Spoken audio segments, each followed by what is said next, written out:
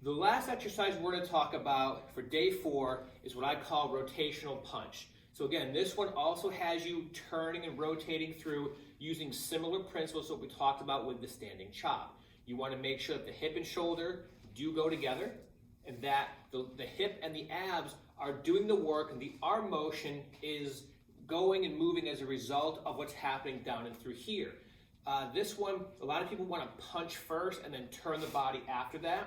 So you want to really make sure, and I'll give you kind of a cue you can follow that you can actually repeat to yourself to help get the movement sequenced properly.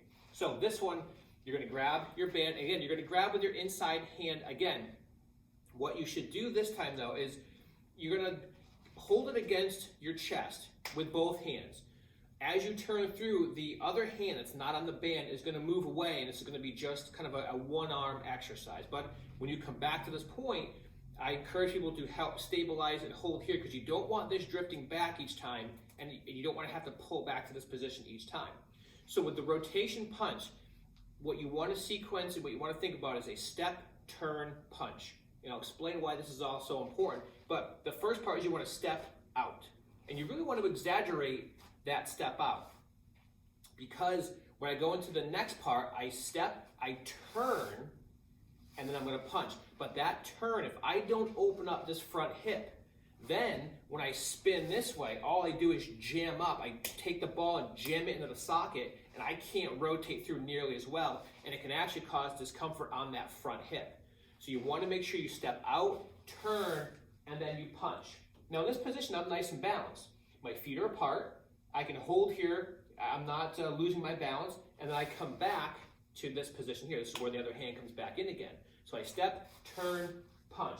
And you should turn completely to that side. So if I'm facing this way, I should turn 90 degrees that way and face in that direction. I want to step out. Now here, I don't punch across my body, which will cause me to tip over. The punch from where this is here goes straight out. And then back here, step, turn, punch, here. And don't over punch. So what a lot of people want to do is they want to get here and they want to really reach out. Think about your posture. So when you come around, I'm still in a good posture. Slight bend in my elbow, my abs are tight, my neck is back, I'm not lurching forward. So make sure that just because you can reach that extra distance, you don't want to, okay? And like most of these things we talked about, don't forget the other side. Switch hands, step, turn, punch. And make sure you spin up on the toes on that back hip. That's going to allow the hip to rotate, which allows your spine to stay neutral, so that way when I come around this way, I'm not twisting my spine at all. It's very, very important with any rotation movement, whether it's an exercise or just part of your daily activities.